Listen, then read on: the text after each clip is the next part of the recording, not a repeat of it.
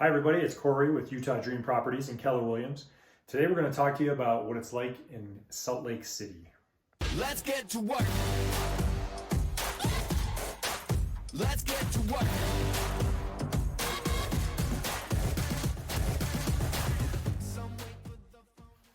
All right, so let's talk about Salt Lake City today. We've got some information for you. We got some numbers up here, and I'll explain what they mean in just a second. First, let's go through them.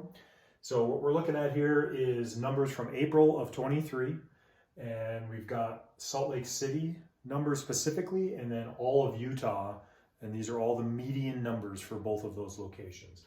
So we have people that ask us questions about living in Salt Lake and, what does my money get in Salt Lake and all of that. Well, let's talk first about the numbers. So median sales price in Salt Lake City is $485, and all of Utah, it was $475. Beds sold, right? So 3 beds and 3 beds, both places. Bathrooms though, 2 beds in Salt Lake, 3 in Utah as a whole. And remember, this is April of 23 where these numbers came from.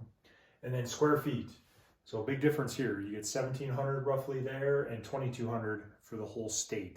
So obviously that's a 500 square foot difference in square footage.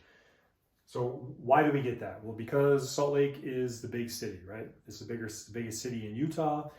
So what you're getting and you're paying for is access to everything. So you've got access to anything you pretty much need, whether it be shopping, nightlife, restaurants, anything that you can think of city-wise. Salt Lake has all of that. So of course you're going to pay for that, and you have people that live in close proximity, so the prices go up.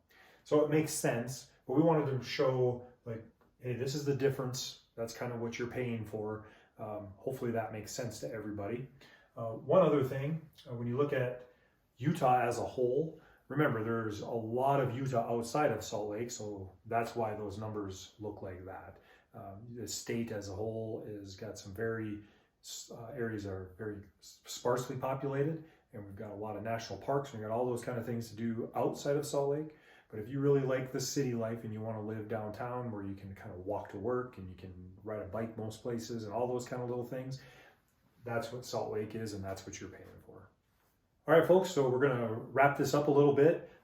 Today we went over numbers from Salt Lake City and all of Utah. We compared what those numbers look like. Like I said, you're paying for living in the city, and of course there's pros and cons to that. It's just a matter of what you're looking for. We'll do some neighborhood tour coming up here this week. We'll do a nice video for you and take you into some of those neighborhoods in Salt Lake City and some of the shopping areas, and we'll be able to show you what that looks like. Also, Bree's hard at work putting these out every Friday. We do appreciate the questions. That's where these kind of things come from. Obviously, we'd like you to like and subscribe, and please tell somebody about our page.